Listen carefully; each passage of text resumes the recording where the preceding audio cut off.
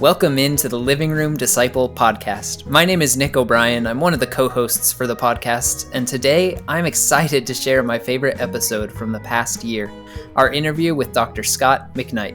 My shelves are full of Scot's books, and my faith has been deeply influenced by his work, so it was a tremendous honor to get to talk with him. But even more than that, it was a fantastic conversation. Scot's work on the Book of Revelation is a message every American Christian needs to hear. When we're tempted to latch onto things like wealth, partisan politics, nationalism, or even violence, we need to be reminded that our sole allegiance is to the humble and sacrificial Lamb of God. So let's jump into our interview with Dr. Scot McKnight on the Living Room Disciple podcast, where discipleship finds a home.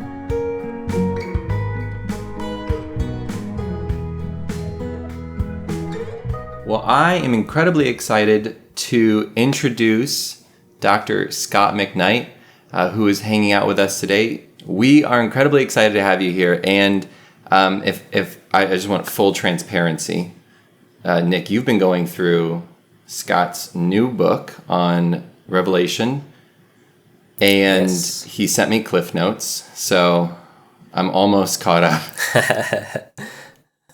But Scott, I'd love to start the conversation here. I grew up in a time in which the book of Revelation was understood as us thinking about the future, making predictions about what was going to happen, and then sometimes making movies about that, and trying to put the pieces together. I grew up in the Left Behind world, and that was what I understood. That's what I knew. And so as I kind of matured in my faith, I distanced myself from that book because it was confusing and I didn't think we were getting it right. Tell us a little bit, like just high-level overview. How should I be looking at the book of Revelation today and understanding that?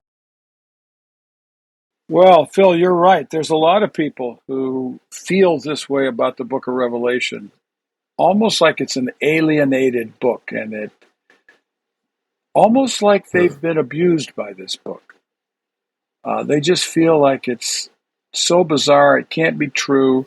100%. And many of us grew up with speculative predictions that have proven to be wrong. And I often tell my students, every one of the predictions that I've ever heard have been wrong. At some point, we need to change what we're doing. But the big idea is the book was written in the first century for 7 first-century churches on how to live as followers of Jesus when the Roman Empire is dominating the scene. That's what the book is about. It's about the Christian life in the first century in the context of Roman Empire. So that doesn't sound all that different from the other epistles then. Well, yeah, this isn't an epistle. This is apocalyptic literature. But in some ways, it is. There's something that has happened that makes the book of Revelation and its message of discipleship unlike anything we see in the New Testament. The closest it gets is some of the sayings of Jesus. But Paul's attitude toward Rome in Romans 13, for instance, even Peter's attitude toward Rome in 1 Peter chapters 2 and 3 are quite unlike what we find in the book of Revelation. So a new situation has arisen in Western Asia Minor that has led the Apostle John, if he's the author. These things are very difficult to prove. And I'm not skeptical. It's just that, okay, it says John, but what is that going to do for us? There's a lot of Johns. And it is so much more hostile, in a sense, toward the Roman Empire and suspicious, even cynical of the book of the Roman Empire, compared to Paul, who seems to think, if we're good people, we'll get along. And Peter, pretty much the same thing. Let's try to do as much good as we can, and we'll do better. And John says, Rome is going down. And that's a completely different posture. Which is interesting considering Peter's story in the garden and literally trying to wage war against Rome, right? So for him to kind of turn around and write a letter that sounds a little bit different. But to go into another way that this is different than Revelation is different than other New Testament books, I was really struck by the way that you described imagination and the way that imagination plays in, where I almost got this idea of John is writing almost like a play that he wants to be performed and acted out for the churches to try to not just learn information, but to imagine a new world. So what role does imagination play in our formation as Christians in Babylon?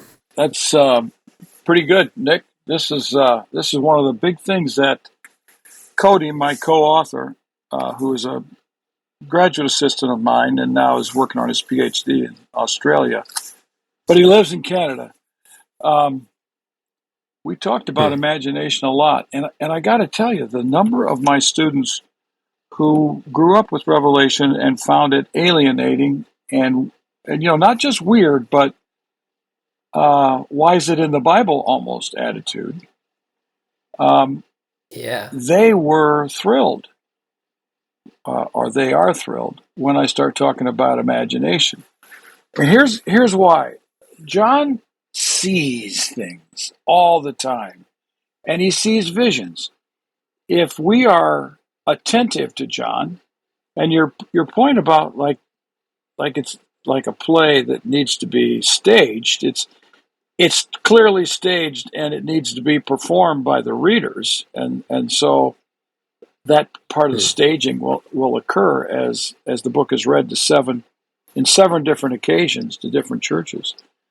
When John starts using images, they are so graphic and so overwhelming and abounding and flourishing and popping up in all directions that you cannot help but let your mind go to these and try to create them. When I was in college, Tim LaHaye was already at work on his stuff on Revelation. He's a dispensationalist and he's pretty big on speculation. I don't know if maybe Tim LaHaye is not with us anymore. I'm not sure.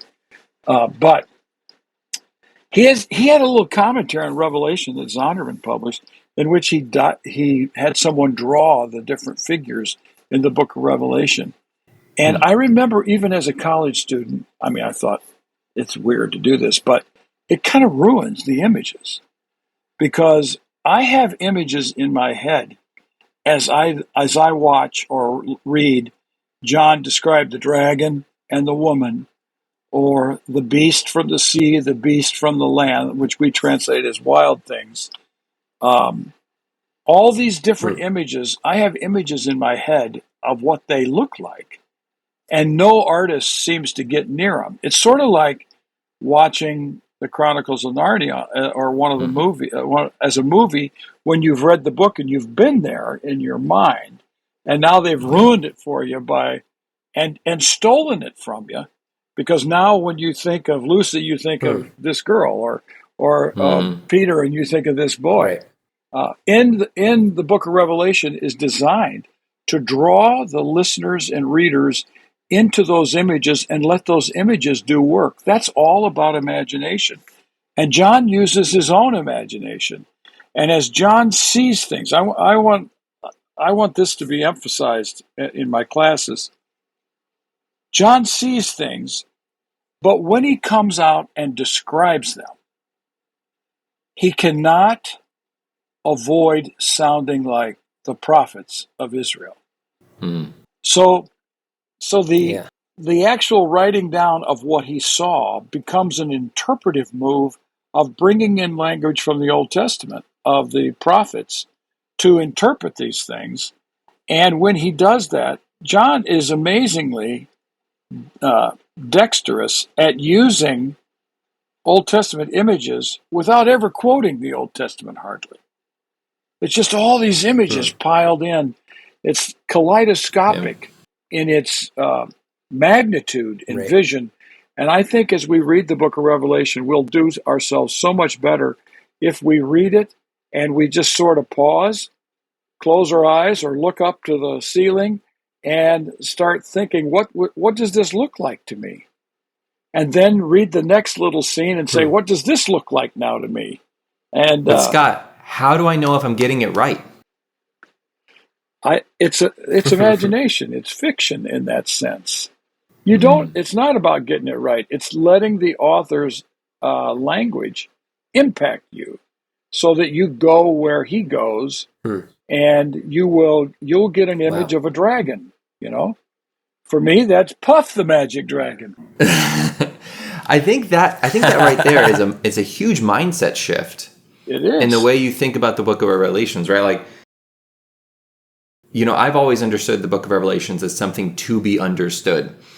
And when I realized I could not understand it, I leaned into, somebody correct me if I'm wrong, but I believe in early on in Revelations, it kind of says that there's blessing that comes from hearing these words read aloud. And so I remember one night, I pastor our home church. And so in our home church, I had just read the book aloud, and I didn't even try to even navigate interpreting it or understanding it, because I just felt like it was something that was impossible to be understood. Am I approaching that the right way as someone who's handling the scriptures, as feeling like it's something that really can't be understood? Well, I would say, Phil, it has to be understood. John wouldn't write this if he thought nobody could understand it. But it just depends what you mean by understood and understand. I mean, if you think you're going to figure out everything he's saying, no, probably not. It takes some expertise to catch all his Old Testament allusions and echoes, and even echoes of stuff that's going on in the Jewish world in apocalyptic literature. I mean, many people think that dragon of Revelation 12 is connected to the snake python in Greco-Roman myths. And that they're not trying to hurt the book. They're just saying, wow, this sounds like this. And you can't read Revelation 17 about the, whatever word you use, the whore of Babylon, without seeing all this stuff that she's wearing and saying, and all these boats, these ships bringing stuff in. You're supposed to see all this stuff.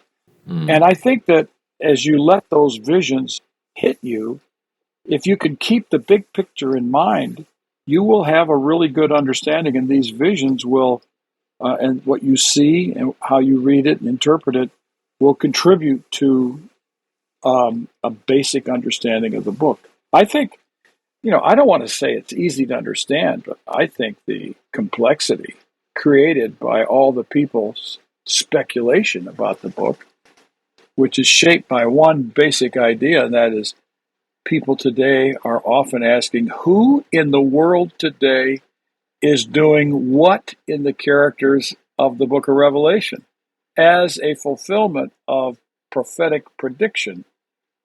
And as I said earlier, they've been wrong every time. And that shows something. And I would say it this way. They've been partly right most of the time, but they've been totally wrong all the time. And that is, if you start predicting, thinking that, let's say, one of the beasts is Putin, you're probably going to be proven wrong. And that's what I mean by totally wrong. But if you see in Putin the activity of a beast-like figure, a wild thing figure, you're going to be really close to what John wants us to see. Namely, he wants us to see the power of that image of the beast from the sea, the beast from the land, as speaking into imperial realities in our world today, in our government, in the nation, our government in the state, our government at the local village level. All those things can be impacted by the way we read the book of Revelation. So as we come to these visions and imaginations and even understandings, as you point out, what is the end goal? What is John's mission for the churches? What is his calling for us? What is kind of the point of this mystical book? Well, you got me tripped up by that word mystical. John wants the believers in 7 different churches in Western Asia Minor in the first century to follow Jesus faithfully, regardless of what it means for their life, even if it means death. And he promises them, if they follow Jesus faithfully, they will end up in the New Jerusalem. And that will bring them confidence and hope and assurance to live each day following the Lamb in the way of the Lamb in the midst of Rome. So I think the end goal is a very Christian life goal. It is not an ability to sit at your newspaper with your coffee in the morning. I guess people still do that instead of just looking on Twitter, and say, this is that, and I'm sure glad I won't be there during the tribulation, and I'll escape, and therefore this is really not for me. That ruins the book, and John would walk away with tears in his eyes if he knew what people were doing with the book today. And that sounds so much more like Jesus. And I think that's where there's beauty in the way that I'm hearing you talk about the book of Revelation and talk about John and his purpose and his intent. And I think one of the things that's happened in multiple areas of the church, at least as I've grown up in the church, it can kind of be symbolized with dispensationalism in the book of Revelation, the feeling that there's awkward parts of Christianity, ugly parts of Christianity that we just kind of like distance ourselves from because we don't really know what to do with them. And I think one of the things that I'm seeing more and more is that as I'm learning and as I'm growing, that there's a lot of consistency to the Bible. And so when we have Jesus calling us to live like we're in a new kingdom today, and citizens of that new kingdom today, that now that I kind of understand that was part of Jesus's message in general, I'm seeing that throughout the whole rest of the New Testament. And it sounds like you're saying, to some extent, that's even in the book of Revelation, that John is going about with a different genre of literature. He's going about it in a different way.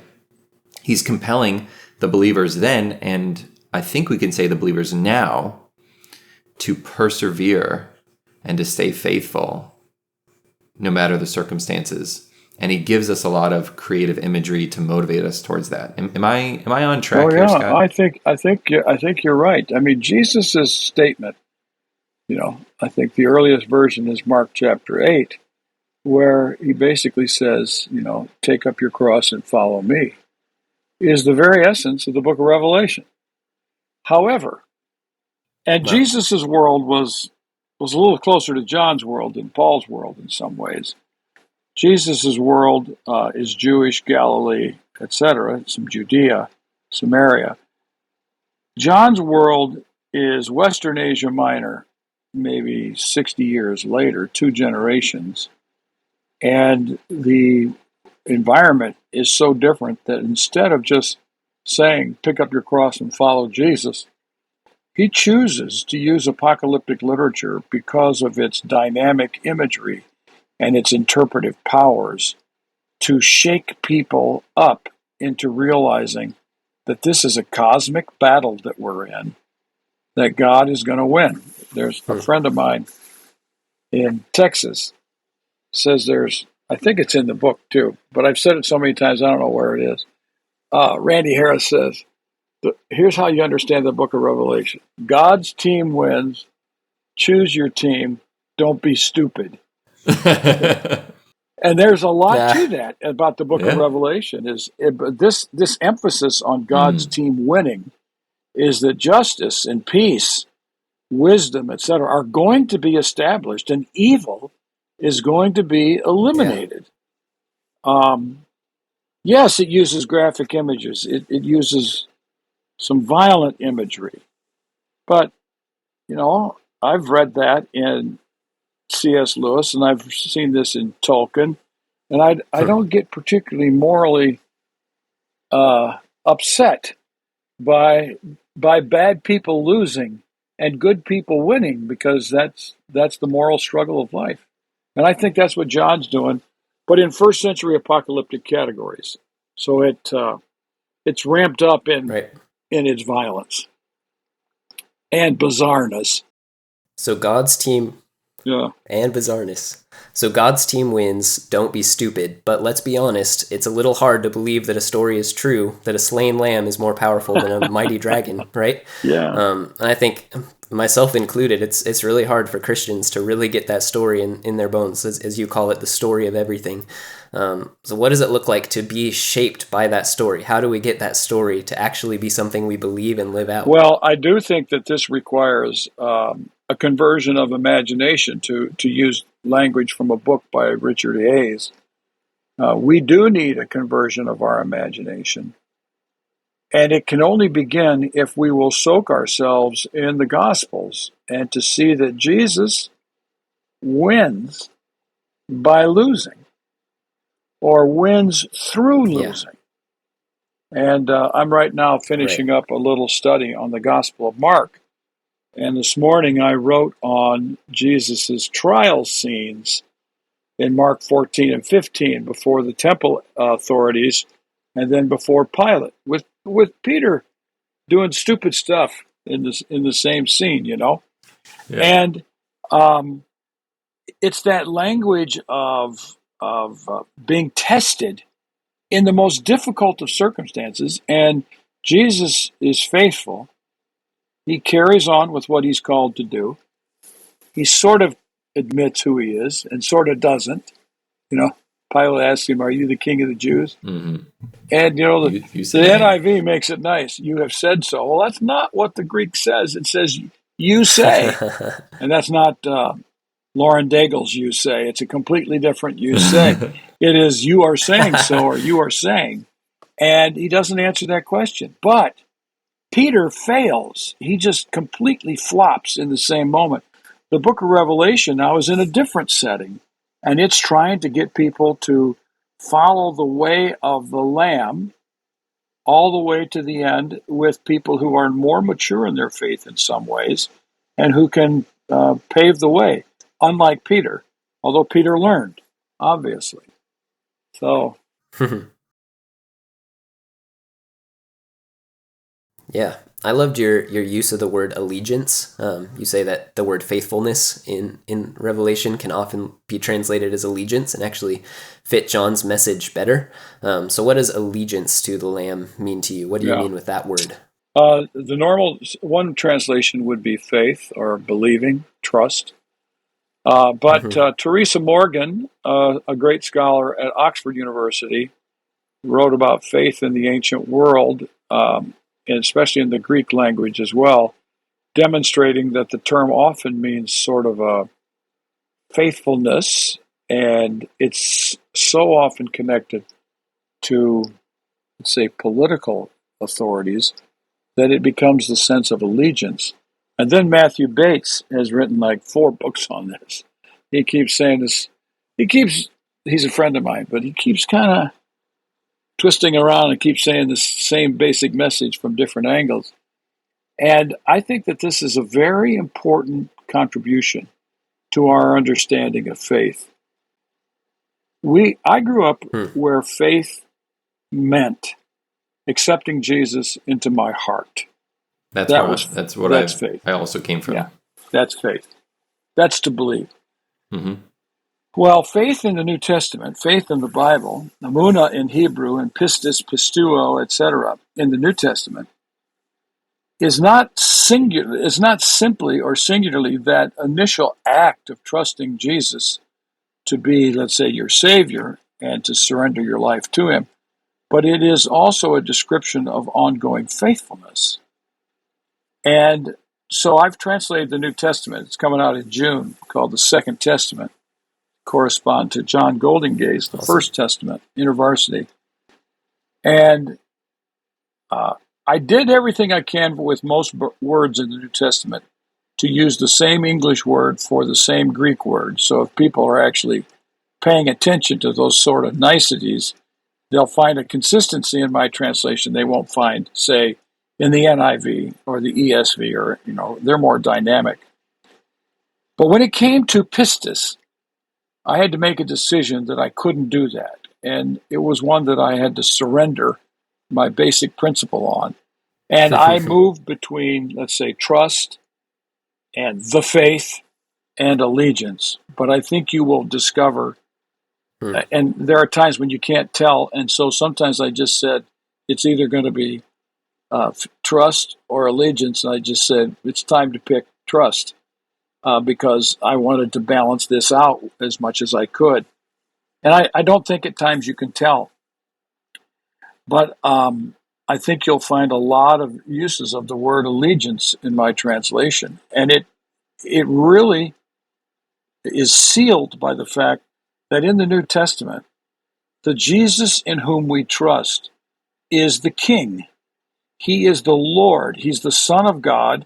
He's the Son of Man. And these are all terms of like theopolitical rulers in the world. And Yeah. so we make a commitment that we will be allegiant to our King. So the word trust or believing in King is not quite the same. It doesn't work quite as well. This is what Teresa Morgan and Matt Bates have both emphasized, that when you connect the word pistis to someone who is a king, the word is translated allegiance more than it is translated, say, faith or trust. So what you're saying is that it's looking at that word and saying it's less about, I'm going to have my hope in Jesus, but it's more like I'm going to be dedicated to, I'm going to make sure that I am faithful to in all my actions to the King. Yeah. And in the book of Revelation... But that requires a lot of work for me, Scott. I don't know if I like that. I don't know. Well, that's what life is, It's a lot of work. It's a daily decision. Luke glosses, I think, Mark's version, pick up your cross and follow me. And he adds daily, pick up the cross daily, kathimeron. And that's the whole idea is right there, is that we follow Jesus daily. And it's when we get up and how we relate to our spouses, and it's when we see our neighbors, it's everything. It's our children, it's our church people, it's our politicians, it's how we watch TV. It's which baseball team we cheer for, the Cleveland Guardians. I don't know if that's, I don't know. That might. I don't know about that. My son is the senior scout for the Cleveland Guardians, so we are Guardian fans. Very cool. I am so far outside of the sports world. Awesome. Who are the Cleveland Guardians? They used to be the Cleveland Indians. They're in the American League. I approve of that change. 3 years down the road, they've been called the Guardian. So that's okay. That's okay if you don't watch baseball. As long as you don't cheer for the Yankees, I don't care if you watch it or not. Deal. If you've got family involved, you're allowed to cheer for the Guardians, I guess.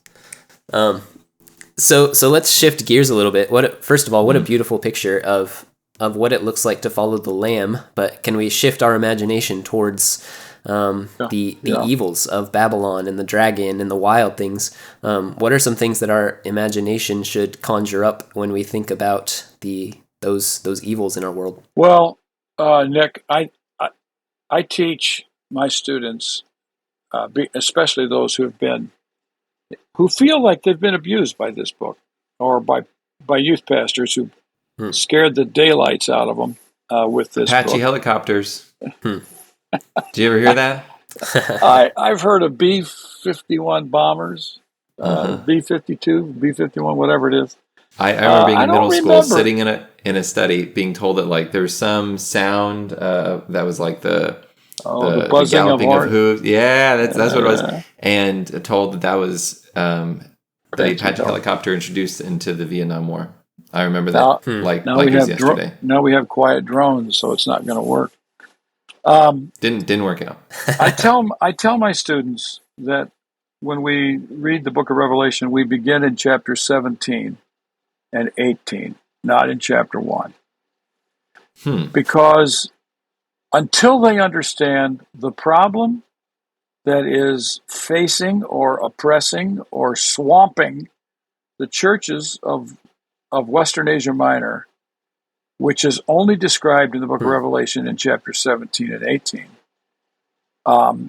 you can't understand what's really going on. So we begin with the vision of Babylon of the whore of Babylon, the prostitute of prostitutes, the embodiment of evil, and it's a description in some ways, a parody of the goddess Roma in Rome.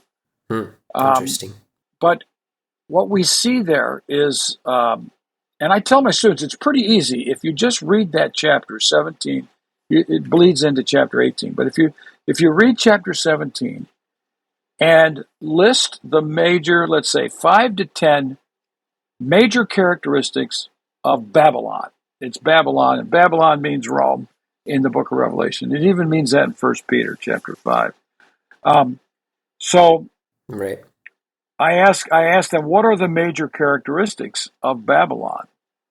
And I've come up with 7 because John has so many 7s, but you could probably find 8 or 9, but I'm cheating so that I can use the numbers in John and combine things. One is that it is idolatrous or anti-God. And for a Jew, for a Christian, the gods of Rome, Roma, Apollo, all these gods that they worship, these are idols and they're false gods. And for many of them, they're not even gods. So this is a big issue with Rome, with Babylon for the book of Revelation. Second characteristic is opulence. The way the woman is dressed is over the top with opulence. Well, this is a characteristic of especially the elite, the high status people of the Roman Empire and the money that they have. And I mean, in some ways, it's not like there's a taxation system, but it's not like the taxes go to the city. They go to the emperor. And the emperor has all this money, right, and then he disperses it to the people that he wants to have it.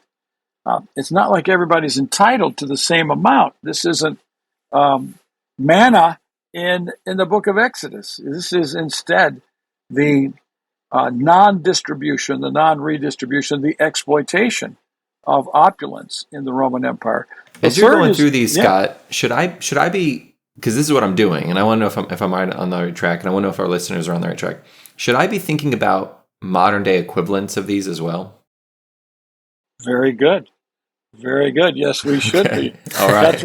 Okay, so here, Zondervan was very kind. They made, for some people, they only made a few of these, keychains, leather keychain strap on the keychain. And it says on the keychain, Babylon is timeless.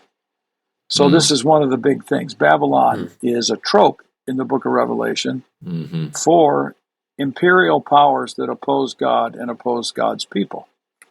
So yes, it's murder, but it's murderous is that it kills the people of God. And so there's a scene in Revelation 17 of the martyrs who've been killed by the powers. A fourth is they're very conscious of their image. Everywhere you went in the Roman Empire, and you can still see this if you go to Ephesus, if you go to Rome especially, if you go to Corinth, if you go to Philippi, these are the major archaeological sites I've been to for the early churches. You get into those cities and you realize from the archaeological discoveries in the museums just how conscious Rome was of its image. And it conveyed this constantly by the dress that people wore, by the shoes that they wore, by the people that they hung with, by the colors that they used on their clothing. All these were marks of status and image. And then nobody failed to notice, because it's the very essence of the Roman Empire, the military. Rome was militaristic at the highest level. In fact, the emperors were military victors. And Constantine, who in many ways, for many people, baptized the Roman Empire into the church, or the church into the Roman Empire, he was a bloodthirsty, victorious commander. I mean, this is how you became a political leader in the Roman Empire, was to lead victories and come to Rome with the sword in your hand in his fist, I guess Yeah. it is in the song.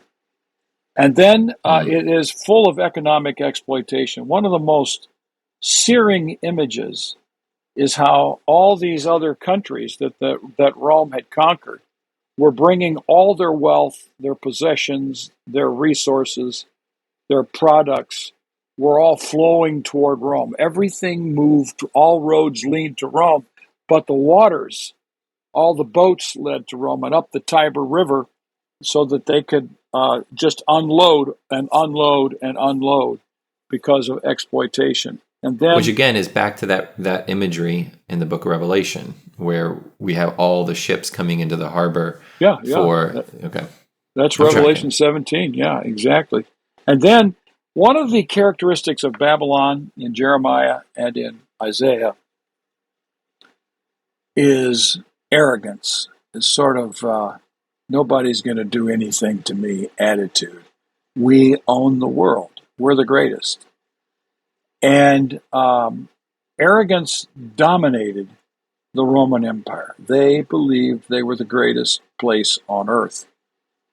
And that desire for greatness. So every one of these images, Phil, needs to become a hermeneutic of discernment for Christians in our world today so that they can observe the political process in our world and discern where it's like Babylon and where it's like New Jerusalem. And if we are Wow. honest Americans, every political government is more like Babylon than New Jerusalem. I was actually going to say something similar to that, but I need you to help me thread a needle here, okay? So part of me is totally on board with this, because it's discernment based, right? Seeing the world and understanding it, how it relates to the Babylon that John is describing here, and where, therefore, I can understand the characters' behaviors to lean away from and to lean into being a part of the kingdom of God.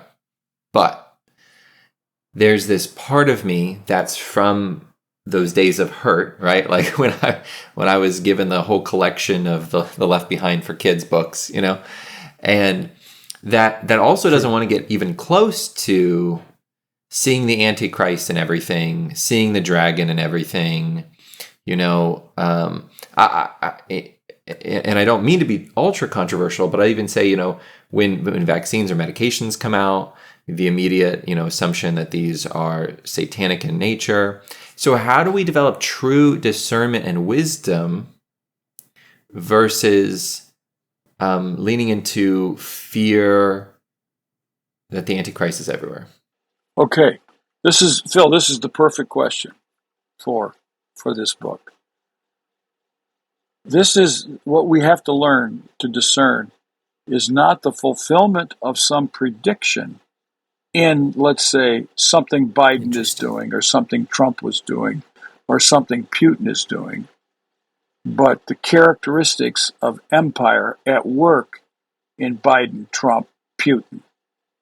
And that we as Christians need to avoid at all costs aligning ourselves with a political party, because when we do that, we surrender our capacity to speak apocalyptically and prophetically into our political systems in such a way that we're not, it's very common for me as a blogger. Now I'm on Substack, so I guess that's no longer a blog.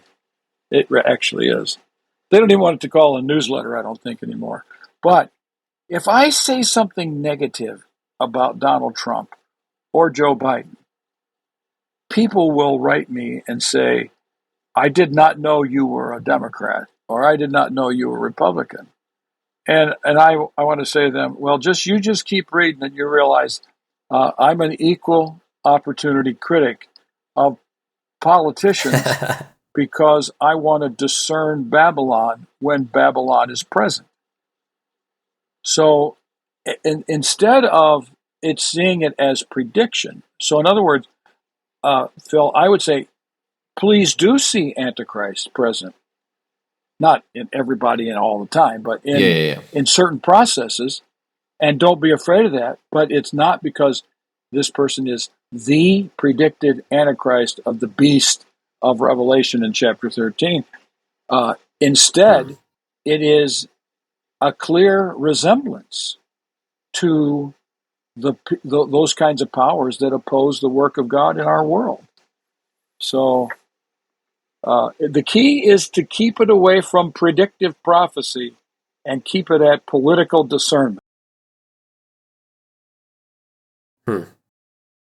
Yeah, I think with a laser focus on the Lamb, and with, like you said earlier, allegiance to the Lamb, the Antichrist and the dragon and the beasts and the wild things are no longer the main characters. We don't have to worry about predicting them, because they're not the main characters of the story. The main character and the victor is the Lamb, and when our eyes and our attention are solely focused on the Lamb, as we walk in the way of the Lamb with allegiance to the Lamb, discerning the dragon and the wild things becomes almost just things to avoid, to continue laser focus allegiance to the Lamb. And I think part of the speculation strategy puts way too much emphasis on the dragon and the wild things, when allegiance to the Lamb should be where our laser focus remains. An interesting point you make here, I think, is true, and that is, the more we focus on the Lamb, the higher our capacity to discern the dragon. Right. Because we will know what the Lamb's rule looks like. And when we see the dragon, or when we see in our political systems things that are unjust and unfair, we'll see it immediately, because we know what good is. We know, I use the word tov because of another book that I've written. Those who know tov are the ones who recognize evil, ra, the easiest. Those who know the Lamb recognize the beast the best. So what you're Tweet saying is that. it's tweetable. Tweet that. So Will do. when we're focused on the Lamb, we are given, we can develop the discernment to identify the works of Babylon even today. And when our allegiance is to the Lamb and we act in accordance with that allegiance, then we'll also really be countercultural, and we'll act against the culture of Babylon, and we'll even be able to call it out, because our allegiance won't primarily be to a political party. Am I on track Exactly. here? Totally. That's exactly it right there. And we have a major, major problem in the American church today of people aligning with political parties. I loved the phrase that you quoted Martin Luther King as calling Christians transformed nonconformists. I love that phrase, that way of thinking about Romans 12, right? Lisa Bowens, who's a professor at Princeton, pointed that text by Martin Luther King out to me. And I read that sermon or talk, whatever it was. It was amazing. It was an amazing talk. Yeah. I want to, as we're kind of ending our time here, Scott, I want to make a shift. But I think it's right in alignment with where we're already kind of going. Our focus is trying to understand, like, how do we take these larger conversations, and then I am notorious for accidentally getting caught up on just, I enjoy understanding, I enjoy academia, I enjoy just but I want to live these things out. Like I want to have them boiled down into practical applications as much as possible. I don't think everything can be boiled down that far, but when we can.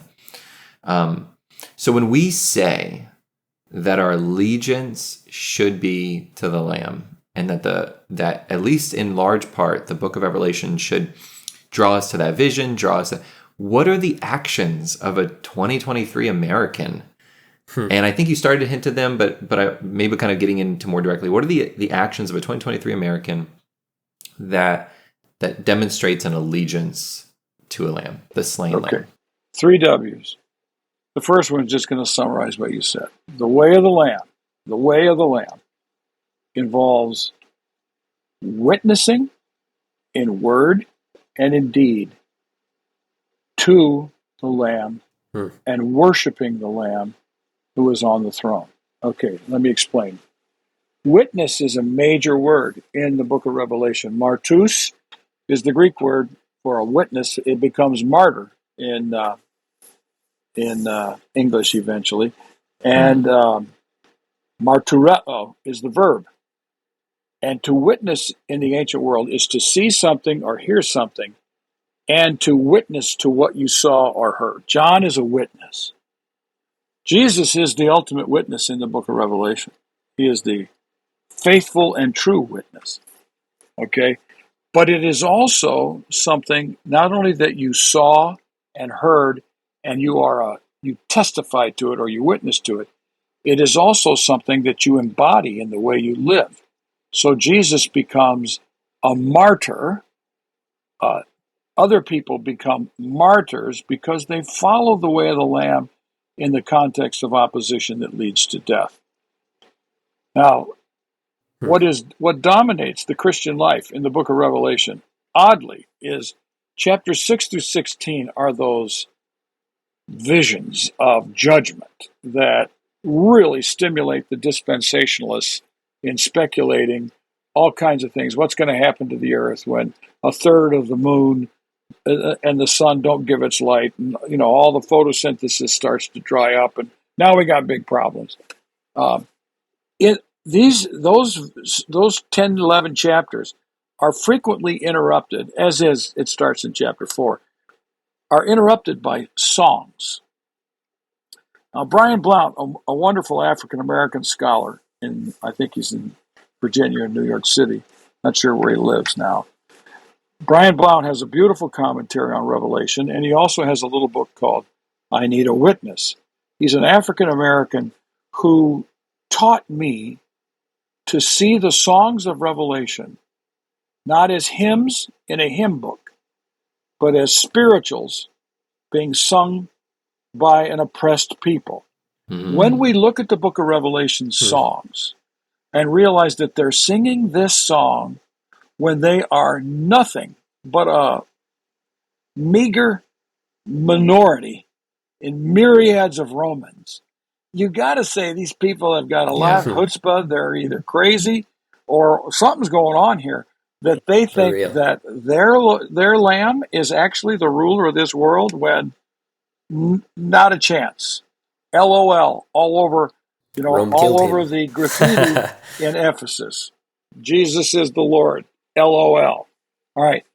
Then, and I believe that it is in singing those songs that the conversion of the imagination begins to occur in the Christian life. Worship and witness are the two dominant, practical living features of the book of Revelation. Of course, it means daily obedience and all these normal things that people would live, but the emphasis is for us to become witnesses, and we become best witnesses when we learn to worship the Lamb and let that completely reshape our imagination. Scott, we are grateful for your time and for your witness. I was talking to someone, I was kind of, maybe I was bragging. I was very excited to be hosting you today. And, it's just amazing showing that person some of your work and just the amount of work that you've invested into the kingdom of God is something to be honored. And we're grateful for it and really grateful for your time today. So thank you for the work you have done and are doing. And thank you for sharing your wisdom with us today. Thank you so much for tuning into this episode of the Living Room Disciple. This is a passion project from a bunch of believers who are coming together to put together amazing conversations. And we are excited to share even more of this in February. So stay tuned. In the meantime, check us out at thelivingroomdisciple.com for more information about what we're doing and how we're doing it and how you can support us on Patreon to financially help this continue on through 2024. But in the meantime, just thank you so much for listening and for being a part of our Living Room Disciple community, where discipleship finds a home.